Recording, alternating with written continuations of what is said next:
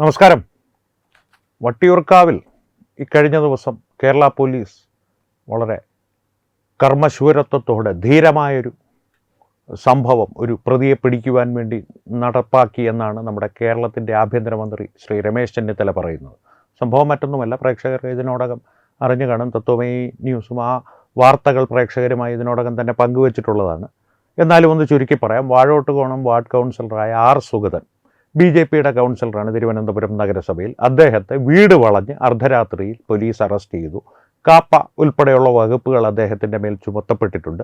വധശ്രമത്തിന് അദ്ദേഹത്തിൻ്റെ മേൽ ഒരു കേസും നിലനിൽക്കുന്നുണ്ട്. ഒരു ഉത്സവത്തിനിടെ CPM പ്രവർത്തകനെ അടിച്ചു കൊലപ്പെടുത്തുവാൻ ശ്രമിച്ചതിൽ അതിൽ ഒരു സംഘർഷ സമയത്ത് സ്വയരക്ഷയ്ക്ക് വേണ്ടിയിട്ട് ചെയ്തതാണ് എന്നുള്ളൊരു വാദവും നിലനിൽക്കുന്നുണ്ട്. എന്നാൽ തന്നെ ഇത്രയും വസ്തുതകൾ ഉള്ളതാണ്. കാരണം അദ്ദേഹത്തിൻ്റെ മേൽ കാപ്പ ചുമത്തപ്പെട്ടിട്ടുണ്ട്. ഹൈക്കോടതി അദ്ദേഹത്തിൻ്റെ മുൻകൂർ ജാമ്യാപേക്ഷ തള്ളിയതുമാണ്. അതിനെ തുടർന്ന് അദ്ദേഹം ഒളിവിലായിരുന്നു എന്നാണ് പോലീസിൻ്റെ ഭാഷ്യം. പക്ഷേ അദ്ദേഹം പറയുന്നത് അദ്ദേഹം ഒളിവിലൊന്നുമല്ലായിരുന്നു, വീട്ടിൽ തന്നെ ഉണ്ടായിരുന്നു. പക്ഷേ അദ്ദേഹം വീട്ടിലെത്തിയത് അറിഞ്ഞതിനെ തുടർന്ന്, ആ വിവരം ലഭിച്ചതിനെ തുടർന്ന് വീട് വളഞ്ഞ്, അപ്പോൾ അദ്ദേഹത്തിൻ്റെ സ്വാഭാവികമായി അദ്ദേഹത്തിൻ്റെ ബന്ധുക്കളും പാർട്ടി പ്രവർത്തകരും വീട്ടുകാരും അത്തരത്തിലൊരു സംരംഭത്തെ, പോലീസിൻ്റെ അത്തരത്തിലൊരു നടപടിയെ എതിർത്തു. കാരണം സ്വാഭാവികമാണ്, അർദ്ധരാത്രിയിൽ യാതൊരു മുന്നറിയിപ്പുമില്ലാതെ പോലീസ് സേന ഇടിച്ചു കയറി വരുമ്പോൾ, അതും SHO വിപിൻ എന്ന വട്ടിയൂർക്കാവ് SHO തോക്കുറയിൽ നിന്ന് ഊരിക്കൊണ്ടാണ് അങ്ങോട്ടേക്ക് എത്തിയത് എന്ന് പറയപ്പെടുന്നു. ആ രീതിയിൽ പോലീസ് സംഘം വരുമ്പോൾ എതിർപ്പോ ചോദ്യങ്ങളോ എല്ലാം ഉണ്ടാവുക സ്വാഭാവികം മാത്രമാണ്. അപ്പോഴാണ് ഈ SHO ആകാശത്തേക്ക് വെടിയുതിർത്ത് ചുറ്റും കൂടിയവരെ ചിതറിച്ച് സുധീരമായി ആർ സുഗതനെ അറസ്റ്റ് ചെയ്തു എന്ന് രമേശ് ചെന്നിത്തല പറയുന്നത്. ഗുണ്ടയാണ് സുഗതൻ എന്നുള്ളതാണ് പറയുന്നത്. എനിക്ക് തോന്നുന്നത് ഈ SHO വിപിനെ പോലെയുള്ളവർ ബിഗ് ബി സിനിമ കണ്ടിട്ടായിരിക്കും വന്നിരിക്കുന്നത്. കാരണം ബിഗ് ബിയിൽ വിജയരാഘവൻ അവതരിപ്പിക്കുന്ന ജോർജ് എന്ന പോലീസ് കഥാപാത്രത്തോട് സിനിമയിലെ നായകനായ ബിലാൽ, മമ്മൂട്ടി അവതരിപ്പിക്കുന്ന ബിലാൽ എന്ന കഥാപാത്രം ചോദിക്കുന്നുണ്ട്, ഈ തോക്കിങ്ങനെ തൂക്കിയിട്ടുകൊണ്ട് നടന്നാൽ മതിയോ, ഇടയ്ക്കൊരു വെടിയൊക്കെ പൊട്ടിക്കട്ടെ എന്ന്. അത് കണ്ടിട്ട് ഒരു ആത്മാഭിമാനത്തിന് ക്ഷതമേറ്റിട്ടായിരിക്കണം ചിലപ്പോൾ SHO വിപിൻ ഉറയിൽ നിന്ന് തോക്കെടുത്തത് എന്ന് ദോഷൈക ദൃക്കുകൾ പറയുന്നു. എനിക്കറിയില്ല, ഒരു ഊഹമാണ്. പക്ഷേ ഇത്തരത്തിൽ അദ്ദേഹത്തെ പോലുള്ളവർ പോലീസ് സേനയിൽ, കേരളത്തിൻ്റെ പോലീസ് സേനയിൽ ഉണ്ടെങ്കിൽ തന്നെ അവർ ഒരുപക്ഷെ ഈ കഴിഞ്ഞ ദിവസങ്ങളിൽ ED ഉദ്യോഗസ്ഥന്മാർക്ക് നേരെ അവരുടെ ജീവൻ അപായപ്പെടുന്ന തരത്തിലുള്ള ആക്രമണങ്ങൾ നടത്തിയ കമ്മ്യൂണിസ്റ്റ് ക്രിമിനലുകൾ പാർട്ടി ഓഫീസിൽ പോയി ഒളിച്ചപ്പോൾ ബിഗ് ബി കാണാതെയായിരിക്കണം ഒരുപക്ഷെ അവരെ പിടികൂടാൻ ചെന്നതും. രമേശ് ചെന്നിത്തലയും അന്ന് ഇത്തരത്തിലുള്ള വീരവാദങ്ങളൊന്നും പോലീസുകാരുടെ കർമ്മധീരതയെ പുകഴ്ത്തി മാധ്യമങ്ങളുടെ മുൻപിൽ വന്നു കണ്ടില്ല. കാരണം അന്ന് അവർ മുട്ടിടിച്ച് നിൽക്കുകയായിരുന്നു, കമ്മ്യൂണിസ്റ്റ് പാർട്ടിയുടെ ഓഫീസിൽ പ്രവേശിക്കുവാൻ മടിച്ച്. ഇതിൽ വീട് വളഞ്ഞ് അർദ്ധരാത്രി ഭാര്യയും കുട്ടികളുമായി ഒരാൾ താമസിക്കുന്ന വീട്ടിൽ വനിതാ പോലീസുകാരിൽ ഒരാൾ പോലും ഒപ്പമില്ലാത്തൊരു പോലീസ് സംഘം കയറി ഒരാളെ പിടികൂടി കാപ്പ ചുമത്തി ജയിലിലടച്ചിരിക്കുന്നു. RSSും BJPയും പറയുന്നത് ഈ കാപ്പ എന്നുള്ള വകുപ്പൊന്നും കാട്ടി ഭയപ്പെടുത്തേണ്ട, ഇത്തരത്തിലുള്ള രാഷ്ട്രീയ നീക്കങ്ങളൊന്നും RSSനെയോ BJPയോ തിരുവനന്തപുരം നഗരസഭയുടെ ഭരണത്തെയോ തളർത്തുവാൻ ഉപകരിക്കില്ല, അല്ലെങ്കിൽ ഫലപ്രദമാവില്ല, അതിന് പര്യാപ്തമാവില്ല എന്നാണ്. അതിനവർ പറയുന്ന കാരണം ഒന്നുകൂടിയുണ്ട്. അടിയന്തരാവസ്ഥ കാലത്ത് രമേശ് ചെന്നിത്തലയുടെ പാർട്ടിയുടെ എക്കാലത്തെയും പരമോന്നത നേതാവായിരുന്ന, ഏകഛത്രാധിപതിയായി ഭാരതം വാണിരുന്ന ഇന്ദിരാഗാന്ധി മീസ ചുമത്തിയിട്ട് RSS ഭയന്നിട്ടില്ല. അന്ന് BJP ഇല്ല, RSS ഭയന്നിട്ടില്ല. പിന്നെയല്ലേ ഇപ്പോൾ ഈ പിള്ളേരി കളി പോലുള്ള കാപ്പ ചുമത്തിയാൽ എന്നാണ് അവർ ചോദിക്കുന്നത്.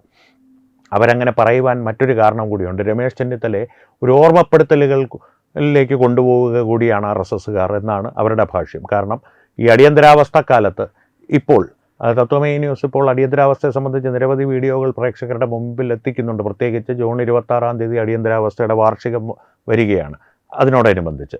അതുകൊണ്ട് തന്നെ ഈ അടിയന്തരാവസ്ഥ ഇതുമായിട്ട് ബന്ധപ്പെടുമ്പോൾ കുറച്ച് കൗതുകകരമായൊരു കാര്യം കൂടി RSSകാർ നമ്മളെ ഓർമ്മിപ്പിക്കുന്നു. കൗതുകകരമല്ല, കുറച്ച് അപകടകരമായിട്ടുള്ളൊരു കാര്യം. കാരണം ഈ രമേശ് ചെന്നിത്തല ഒരു കാലത്ത് യൂത്ത് കോൺഗ്രസ് പ്രവർത്തകനായിരുന്നു എന്നാണ് അദ്ദേഹത്തിൻ്റെ അവകാശവാദം.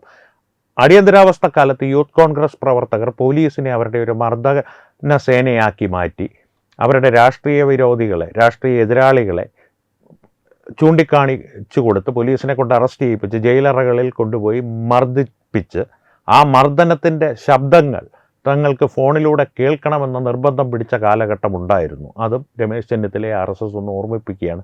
അക്കാലഘട്ടത്തിൽ ഒരു യൂത്ത് കോൺഗ്രസ്സുകാരനായിട്ട് പോകാതിരുന്നാൽ രമേശ് ചെന്നിത്തലയ്ക്ക് നല്ലത്. കാരണം അദ്ദേഹം ഇപ്പോൾ ഇരിക്കുന്നത് ഭരണഘടന നിർമ്മിച്ച് നൽകിയ ഒരു സ്ഥാനത്താണ്, ഭരണഘടനയെ അനുവദിച്ച ഒരു സ്ഥാനത്താണ്. അതിൻ്റെ മാന്യത അദ്ദേഹം കാണിക്കണം. നിയമം നിയമത്തിൻ്റെ വഴിക്ക് പോകട്ടെ, നീതി നീതിയുടെ വഴിക്ക് പോകട്ടെ. RSS ഇത് നിയമത്തെയും അനുസരിച്ച് നീതിയെയും അനുസരിച്ച് ഇത്തരത്തിലുള്ള കേസുകളെ നേരിടുവാൻ ഒരുക്കമാണ്. ഭയപ്പെടുത്തുവാൻ ശ്രമിക്കേണ്ട എന്നുള്ളതാണ് RSSൻ്റെ ഭാഗത്തു നിന്നുള്ള സന്ദേശം. ഇത്രയും രാഷ്ട്രീയപരമായിട്ടുള്ള കാര്യങ്ങൾ. ഇനി ഒരു പൊതുജനമെന്നുള്ള നിലയിൽ അല്ലെങ്കിൽ ഒരു മാധ്യമം എന്നുള്ള നിലയിൽ നമുക്ക് ആഭ്യന്തരമന്ത്രിയോട് ചോദിക്കുവാനുള്ളത് ഈ ഒരു ഇരട്ടത്താപ്പ് ശരിയാണോ എന്നുള്ളതാണ്. ഒരു കേസ് ചുമത്തപ്പെട്ട കാപ്പ പോലുള്ള ഗുരുതരമായൊരു വകുപ്പ് ഒരു വ്യക്തിയുടെ മേൽ ചുമത്തപ്പെട്ടിട്ടുണ്ടെങ്കിൽ അയാൾ അറസ്റ്റിലാവേണ്ടത് തന്നെയാണ്. ബഹുമാനപ്പെട്ട നീതിന്യായ കോടതി ജാമ്യം നിഷേധിച്ചിട്ടുണ്ടെങ്കിൽ അല്ലെങ്കിൽ ജാമ്യം അനുവദിച്ചില്ല എങ്കിൽ അയാൾ അറസ്റ്റ് ചെയ്യപ്പെടേണ്ടത് തന്നെയാണ്, സംശയമൊന്നുമില്ല.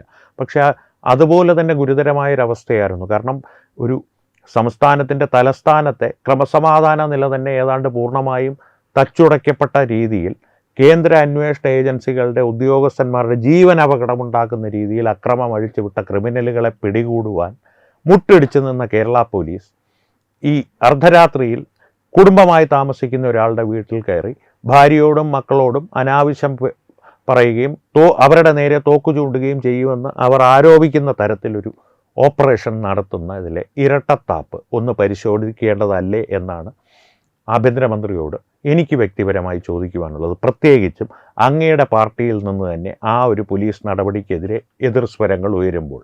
വട്ടിയൂർക്കാവ് നിയോജക മണ്ഡലത്തിലെ MLA ആയ കോൺഗ്രസ്സുകാരനായ ആരോഗ്യ വകുപ്പും ദേവസ്വം ബോർഡും കൈകാര്യം ചെയ്യുന്ന മന്ത്രിയായ K. മുരളീധരൻ ഈ പോലീസ് നടപടിയെ വിമർശിച്ച് രംഗത്തെത്തിയിട്ടുണ്ട്. ആകാശത്തേക്ക് വെടിവെച്ച നടപടിയൊന്നും ശരിയായില്ല എന്നുള്ള തരത്തിൽ തന്നെ അദ്ദേഹം പ്രസ്താവന ഇറക്കിയിട്ടുണ്ട്. അക്ഷരാർത്ഥത്തിൽ രമേശ് ചെന്നിത്തലയുടെ പോലീസിനോടുള്ള അഭിനന്ദന മനോഭാവത്തെ പരിപൂർണമായും തള്ളിക്കളഞ്ഞാണ് K. മുരളീധരൻ പ്രതികരിച്ചിരിക്കുന്നത്. അത്തരത്തിൽ രാഷ്ട്രീയ നേതാക്കൾ പ്രതികരിക്കുമ്പോൾ, അങ്ങയുടെ പാർട്ടിയുടെ ഉള്ളിൽ നിന്ന് തന്നെ പ്രതികരിക്കുമ്പോൾ രമേശ് ചെന്നിത്തല ഓർക്കേണ്ട ഒരു കാര്യം, അങ്ങ് യോഗിയല്ല, അങ്ങയുടെ പാർട്ടി കോൺഗ്രസുമല്ല. കാരണം യോഗി ആദിത്യനാഥ് എടുക്കുന്ന നടപടികളുടെ ഒരു ഈച്ചക്കോപ്പി ഇവിടെ കൊണ്ടുവന്ന് ഞാനും ഒരു ധീരനായ ആഭ്യന്തരമന്ത്രിയാണ് എന്നൊരു പ്രതിച്ഛായ നിർമ്മാണമാണ് അങ്ങയുടെ ഉദ്ദേശമെങ്കിൽ അങ്ങ് തെറ്റായ വഴിയിലേക്കാണ് പോകുന്നത് എന്ന് പറയാതെ വയ്യ. കാരണം അത്തരത്തിലൊരു ആഗ്രഹം അങ്ങയുടെ മനസ്സിലുണ്ടെങ്കിൽ അങ്ങ് പോകേണ്ടത് ഓപ്പറേഷൻ തൂഫാൻ പോലുള്ള കാര്യങ്ങളിലേക്കാണ്. ഓപ്പറേഷൻ തൂഫാൻ സംബന്ധിച്ച് വിശദമായൊരു വീഡിയോ പിന്നാലെ ചെയ്യുന്നത് കൊണ്ട് അതിനെ കുറിച്ച് കൂടുതൽ വിശദീകരിക്കുന്നില്ല. ഇത്തരത്തിൽ ഉള്ള ഇരട്ടത്താപ്പുകളിലേക്ക് പോയാൽ ആ ഒരു പ്രതിച്ഛായ മിനുക്കൽ എന്നുള്ളത് അങ്ങേക്ക് തന്നെ തിരിച്ചടിയായി മാറും. പ്രത്യേകിച്ചും അങ്ങയുടെ പാർട്ടി BJP അല്ലാത്തതുകൊണ്ടും അങ്ങയുടെ പാർട്ടിയിലുള്ള അങ്ങയോടൊപ്പം തന്നെയോ അല്ലെങ്കിൽ അങ്ങേക്കൊരല്പം താഴെയോ പ്രവർത്തന പരിചയമുള്ള രാഷ്ട്രീയ നേതാക്കൾ അങ്ങയെ പരസ്യമായി തള്ളിപ്പറയുമ്പോൾ, ഇത്രയും മുതിർന്നൊരു രാഷ്ട്രീയ നേതാവ് ഇന്ന് കോൺഗ്രസ്സിൽ ഇല്ല എന്ന് തന്നെ, അല്ലെങ്കിൽ തുലവും വിരളമായിരിക്കും. രമേശ് ചെന്നിത്തലയുടെ കാര്യമാണ് പറയുന്നത്. അങ്ങയുടെ ഈ രാഷ്ട്രീയ പ്രവർത്തന പരിചയം വെച്ച് അങ്ങേക്ക് തന്നെ ഒരു തിരിച്ചറിവ് ഉണ്ടാവേണ്ടതാണ്. പോലീസിൻ്റെ ഇത്തരത്തിലൊരു നടപടി അഭിനന്ദിക്കപ്പെടണമെങ്കിൽ പോലീസ് എല്ലാ മേഖലകളിലും ഇത്തരത്തിൽ സുധീരമായി പെരുമാറുന്ന ഒരു സേനയായി വാർത്തെടുക്കപ്പെടണം, അല്ലെങ്കിൽ മാറ്റപ്പെടണം. കമ്മ്യൂണിസ്റ്റുകാരുടെ ഭരണത്തിൽ പൂർണ്ണമായും ഏതാണ്ട് ആഭ്യന്തരമന്ത്രിക്കും കമ്മ്യൂണിസ്റ്റുകാർക്കും ഒരു ലോക്കൽ നേതാവിന് പോലും അടിമപ്പെട്ട് വഴിപ്പെട്ട് പ്രവർത്തിച്ചിരുന്ന കേരള പോലീസ് സേനയെ സ്വതന്ത്രമായി പ്രവർത്തിക്കുവാൻ അനുവദിക്കുന്ന ഒരു ആഭ്യന്തരമന്ത്രിയായി അങ്ങ് മാറണമെങ്കിൽ അങ്ങയുടെ പക്ഷത്ത് നിന്ന് ഈ കമ്മ്യൂണിസ്റ്റ് പാർട്ടി ഓഫീസിലേക്കും പോലീസിന് ഇതേ ധൈര്യത്തോടു കൂടിയും ധീരതയോടുകൂടിയും കയറുവാനുള്ള സ്വാതന്ത്ര്യവും ധൈര്യവും ഉണ്ടായിരിക്കണം. അല്ല എങ്കിൽ ഇത് ഇരട്ടത്താപ്പായി തന്നെ വ്യാഖ്യാനിക്കപ്പെടും. വീണ്ടും RSSകാരുടെ ഒരു സന്ദേശമാണ് അവസാനമായി പറയുവാനുള്ളത്. മീസയെ ഭയപ്പെട്ടിട്ടില്ല, ഇന്ദിരയെ ഭയപ്പെട്ടിട്ടില്ല, പിന്നല്ലേ കാപ്പയും ചെന്നിത്തലയുടെ ഈ പിള്ളേര് കളിയുമെന്നാണ് RSSകാർ ചോദിക്കുന്നത്. അത്തരത്തിലൊരു പരിഹാസം ഉയരുന്ന ഒരു സാഹചര്യം സൃഷ്ടിച്ചെടുത്തത് അങ്ങയുടെ പോലീസുകാർ തന്നെയാണ്. അവരങ്ങയുടെ വിശ്വസ്തരായ ജോലിക്കാരാണോ എന്നുള്ളത്, അങ്ങയുടെ ജോലിക്കാരെന്ന് പറയുന്നത് സാങ്കേതികമായി തെറ്റാണ്, നിയമപരമായും തെറ്റാണ്. അങ്ങെന്ന ജനസേവകൻ്റെ കീഴിൽ പ്രവർത്തിക്കുന്ന ജനസേവകരാണോ, വിശ്വസ്തരായ ജനസേവകരാണോ അവർ എന്ന് അങ്ങ് സ്വയം ചിന്തിച്ച് നോക്കേണ്ട ഒരു കാര്യമാണ്. അത്രമാത്രമേ ഇക്കാര്യത്തിൽ പറയുവാനുള്ളൂ. പ്രേക്ഷകർക്ക് ഈ സംഭവത്തോടനുബന്ധിച്ച്, കാരണം ഇതിൻ്റെ ഒരു വിശദാംശങ്ങൾ ഏതാണ്ട് പരിപൂർണമായി തന്നെ തത്വമേ ന്യൂസ് 1-2 വീഡിയോകളിലായി പ്രേക്ഷകരുടെ മുൻപിൽ അവതരിപ്പിച്ചിട്ടുണ്ട്.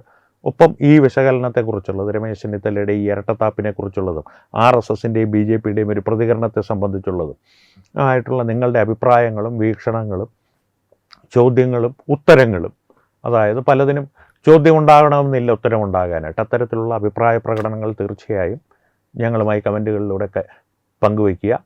സംവാദങ്ങൾ തുടരട്ടെ. വീണ്ടും കാണാം. നന്ദി, നമസ്കാരം. HIV അണുബാധ സന്തോഷപൂർണമായ ഒരു ജീവിതത്തിന് തടസ്സമല്ല. HIV അണുബാധയ്ക്ക് ഫലപ്രദമായ ചികിത്സ ഇന്ന് ലഭ്യമാണ്. ഇതിന് യഥാസമയം അണുബാധ കണ്ടെത്തുന്നതും കാലേക്കൂട്ടി ചികിത്സ നടത്തേണ്ടതും അത്യാവശ്യമാണ്. സൗജന്യമായ ചികിത്സയും മാർഗനിർദ്ദേശങ്ങളും സർക്കാർ ആശുപത്രികളിലെ ERT അഥവാ ഉഷസ് കേന്ദ്രങ്ങളിൽ ലഭ്യമാണ്. ആരോഗ്യ സംരക്ഷണം ഓരോരുത്തരുടെയും ഉത്തരവാദിത്തമാണ്.